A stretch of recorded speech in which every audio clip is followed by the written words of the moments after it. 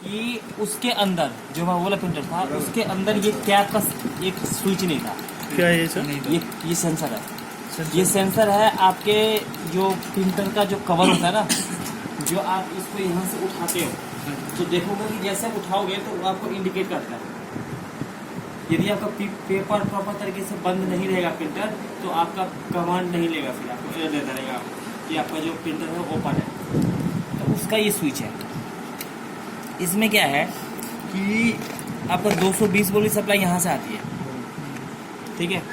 यहाँ से 220 वोल्ट की सप्लाई जो है आपका फ्यूज़ पे, ठीक है, फ्यूज़ से आपका कॉइल पे, कॉइल के बाद आपका ये ब्रिज रेक्टिफायर पे, ब्रिज रेक्टिफायर के बाद आपका क्या नाम है इस मोस्फेट पे, मोस्फेट के बाद आपका ट्रांसफार्मर पे। एक तो सप्लाई आपकी ये बनती है। दूसरी सप्लाई आपके देख रहे हैं इसमें 1 2 3 4, यानी कि 1 2 3 और 4 तरह की सप्लाई बनती है, क्योंकि इसमें 12 वोल्ट, देखो अलग अलग वोल्टेज अलग ट्रांसफर लगा रखा है। 24 वोल्ट, 12 वोल्ट, 3 वोल्ट, 5 वोल्ट, और ये आपके इसके लिए, ठीक है, ये सारे इसके सप्लाई है। इसमें दिक्कत मेन चीज़ क्या आती है कि सबसे ज़्यादा इसका ये खराब होता है, ये आपका थर्मिस्टर है जिसको हम एनटीसी कहते हैं।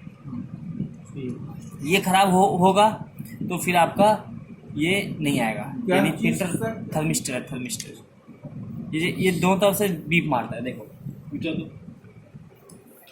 सर ये जो है मान लीजिए ये उधर एसएमपीएस लगा रहता है, तो जब हम प्रिंटर खोलते हैं तो इसमें करंट रहता होगा।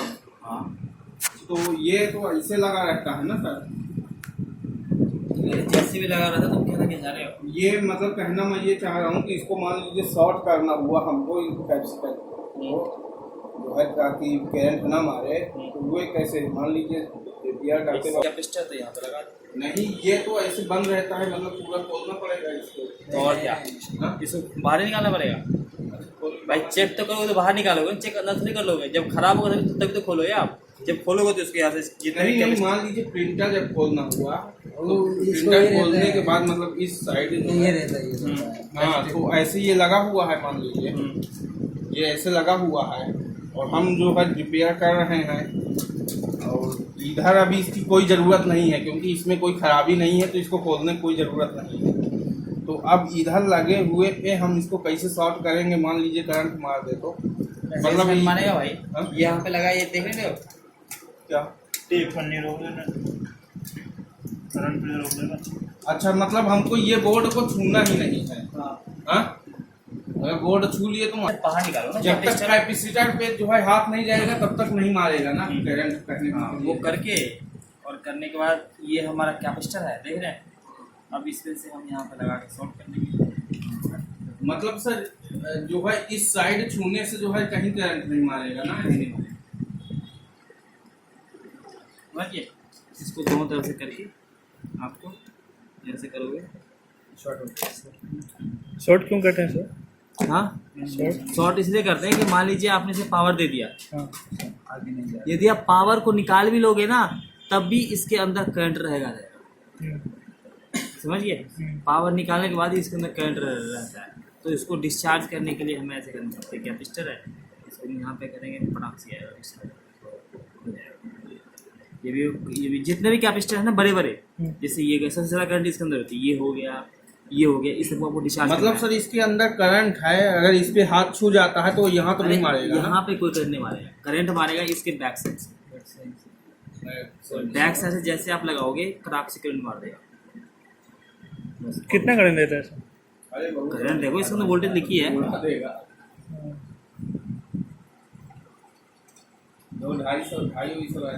400 वोल्टेज, 400 वोल्ट डीसी, एसी नहीं डीसी, जो लगाते हैं बड़े तेज करंट मारता है।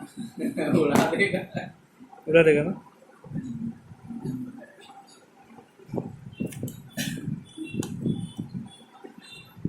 ये है बहुत छोटी सी बात, लेकिन इतने में आदमी की फिर हिम्मत डोल जाएगी, दोबारा प्रिंटर खोलवा नहीं करेगा वो। तो की बात होगी। देखो तो कैसे करना, मान लीजिए कि आपका प्रिंटर डेड कंडीशन में, हमें सबसे पहले जो इसको चेक करना होता है वो करना है इस वाले कैपेसिटर पर वोल्टेज। प्रिंटर को आप ऑफ कर दोगे, पावर केबल निकालोगे, सॉरी पावर केबल लगा दोगे। जो हमारा मीटर है, इस मीटर को हमें वोल्टेज सेट करना है कितना, आपका 500 वोल्ट डीसी पे, क्योंकि यहाँ पे 200 से ज़्यादा वोल्टेज बनता है। ठीक, कर लिया। करने के बाद हमें पावर स्कैनर लगा रहेगा, लगा रहने के बाद यहाँ पे वोल्टेज भी चेक कर देंगे। यदि यहाँ पे वोल्टेज नहीं देता, मान लीजिए वोल्टेज 0 दे रहा है, तो इसका मतलब है कि इसके इस वाले साइड में प्रॉब्लम आ रही है। क्या चेक करेंगे इसको, देखिए तो वो कैपेसिटर में इसको बीप पे लगा दिया, लग गया। अब हमारी 1 2 3 है। एक वायर को यहाँ रखने के बाद हम चेक करेंगे इसके डायोड पे। ठीक, क्या चेक करेंगे, देखो देखना कि यहाँ से 2 डायोड बीप आएगा और यहाँ से 2 डायोड बीप आएगा, यहाँ से 2 पे, यहाँ से 2 बीप आएगा। अब एक हमने यहाँ रखा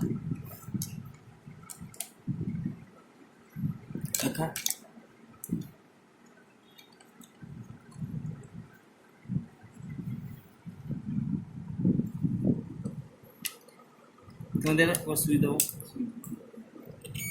देखो एक पे आ गया और दूसरे पे भी पाएगा। देखो एक पे दिया, जो चेक करते हैं,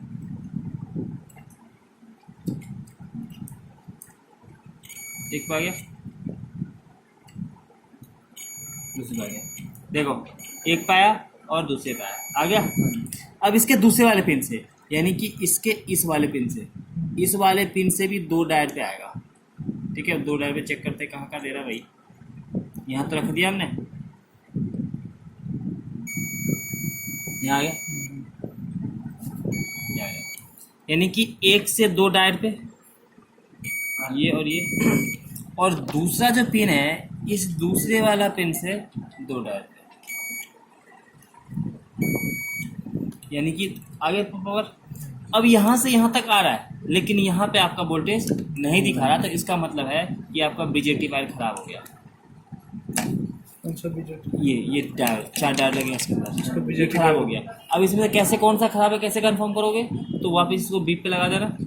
अब चेक करना कि कौन से डायोड की वैल्यू दे रहा है, कौन सा नहीं दे रहा। और वैल्यू दे भी रहा है तो 240 से 960 के बीच में। ठीक है, अब देखो ध्यान रखना कि जहाँ पे लकीर खींची होती है ना, वहाँ पे ब्लैक प्रोब को रखना है, क्योंकि यदि उल्टा रख दोगे तो वैल्यू नहीं आएगा।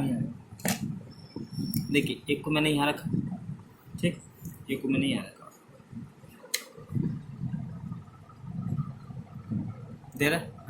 यदि मैं इसको उल्टा रखूंगा तो वैल्यू नहीं देगा। ये देखो नहीं दिया ना, और ऐसे रखने के बाद इसे वैल्यू दे रहा है। इसका मतलब है कि ये डायोड हमें बिल्कुल ओके है। अब इसका अगला डायोड चेक करते हैं। देखो 2 डायोड से वैल्यू नहीं देगा, 2 डायोड से वैल्यू नहीं देगा, एक तरफ देगा। इसको रखते हैं, देखो दे रहा है। उल्टा चेक करते हैं, नहीं दे रहा, डायोड हमारा ओके है। इसको चेक करते हैं, वैल्यू दे रहा। उल्टा चेक करते हैं, नहीं दे रहा। इसको चेक करते हैं, वैल्यू दे रहा। उल्टा चेक करते हैं, वैल्यू नहीं दे रहा। ठीक है ना, इसका मतलब है कि डायोड हमारा बिल्कुल ओके है, डायोड में हमारी कोई दिक्कत नहीं। अब ये तो हमारा ओके है जी, ठीक है। तो हमें नेक्स्ट इसको चेंज ये थर्मिस्टर होता है, इसको एनटीसी भी कहते हैं। ये दोनों तरफ से लीक मारता है, ज़्यादातर ऐसे में ये खराब होते हैं, समझिए। इसको हमें चेंज कर देना है, आपकी प्रॉब्लम ठीक हो जाएगी। यानी ये है कि आपकी 70-80% जो प्रॉब्लम है ना, वो आपकी यहीं से प्रॉब्लम ठीक हो। इसका काम क्या है सर? ये क्या होता है कि ये 2 टाइप का होता है, एक एनटीसी, एक पीटीसी। इसका मेन काम होता है कि जो एनटीसी होता है उसका नाम है निगेटिव टेम्परेचर कोफिशिएंट। ये निगेटिव टेम्परेचर को कंट्रोल करता है। जैसे आपने देखा होगा ना कि क्या होता है कि जब हम किसी सर्किट पे ज़्यादा लोड देते हैं तो वो हीट हो जाता है। आप देखो कि स्विच आपका कम एम्पियर का लगा हुआ है, स्विच आपका 2 एम्पियर का लगा है, और उसमें आप 10 एम्पियर का मोटर लगा दिया, देखो स्विच हीट हो जाता है। देखा लोड स्विच हीट होता है, तो क्या होता है कि हीट होते तो वो जल जाता है। तो ये क्या है कि आप इसमें कितने भी लोड आएगा ना तो ये खराब नहीं होगा, ये अगला सर्किट को जलने नहीं देगा किसी लगा। और ये यदि खराब होगा तो ये ओपन हो जाता है। एनटीसी सर ओपन होने से दोनों तरफ से बीप करेगा। नहीं मारेगा, नहीं दो तरफ से बीप मारने के बाद तो ओके है। अब देखिए एक तो आपका ये हो गया। अब उसके बाद भी दिक्कत है, उसके बाद ही ऑन नहीं हो रहा भाई, यहाँ तो वोल्टेज पहुँच गया, ऑन नहीं हो रहा। देखो यहाँ तक वोल्टेज पहुँचना है, ऑन नहीं हो रहा। तो एक बारी आप ये जो हमारा मॉसफेट लगा है 3 पिन का, इस मॉसफेट को आप चेक करेंगे। इस मॉसफेट का चेक करने का तरीका क्या है कि ड्रेन टू सोर्स जो वैल्यू है वो आएगा 240 से 960। ठीक, देखो सोर्स इसका ये है, एस लिखा हुआ है, ड्रेन इसका ये है। तो इधर और इधर चेक करिए, यहाँ रखिए, यहाँ रखिए, दे रहा, उल्टे वैल्यू नहीं देगा, दे रहा। देखो यदि ये मॉसफेट मान के जो शॉर्ट हो गया तो ये मॉसफेट यहाँ से यहाँ ही बीप मारेगा और यहाँ भी बीप मारेगा। समझे, एक तरफ बीप मारा, वैल्यू दे रहा है, इसका मतलब ये मॉसफेट बिल्कुल ओके है, मॉसफेट में कोई दिक्कत नहीं है। ठीक है, ये समझिए। दूसरी बात क्या होता है, आपका ये भी ओके है। यदि ये आपका ओके है फिर भी आपका प्रिंटर ऑन नहीं हो रहा तो इसके अंदर जितने भी कंपोनेंट है उस सारे कंपोनेंट को रीसोल्ड करो। और रीसोल्ड किससे होगा? आयरन से। सब हाँ, करना क्या आपको, जैसे मान लीजिए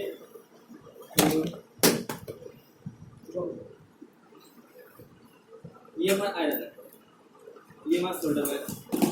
आपको रिसोल्ड कैसे करना है?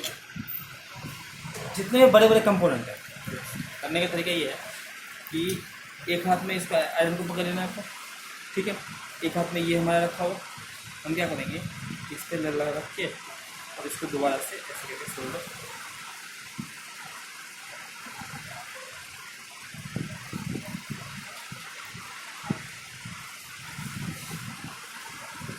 देखा हुआ लगा देंगे। समझिए, आयरन तो है हमारे पास, ये हमारा वायर है, इसको हम लगा के नहीं कहीं से छुटा होगा तो हमने काम नहीं होगा, दोबारा से लगा दें। जितने भी इसके अंदर देखे ना, ये सब जितने, ये सबको आपको करना है। निकाल कर तो नहीं लगाना, ऊपर से लगाना है। निकालना नहीं है कंपोनेंट, ये गर्म रहेगा लगे लगे पे, ये ट्रांसफार्मर देखने सबको डिसोल्व करना है। ये भी ठंडा है ना, इसलिए आ रहा।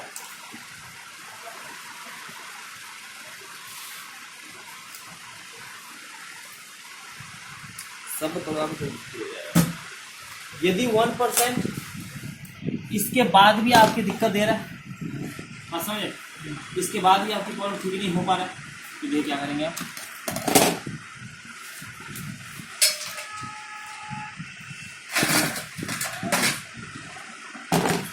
जितने भी कैपेसिटर है, जितने भी ट्रांजिस्टर है, उस सबको शॉर्टिंग के लिए चेक करना है।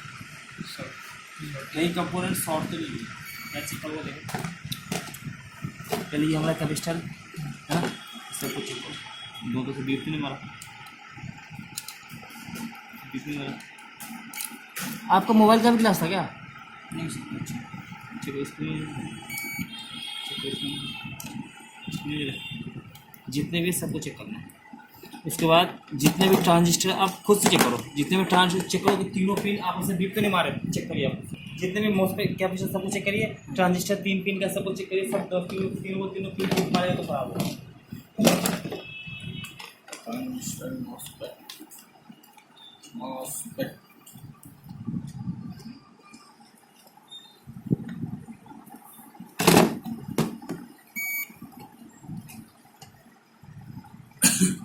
ट्रांजिस्टर है,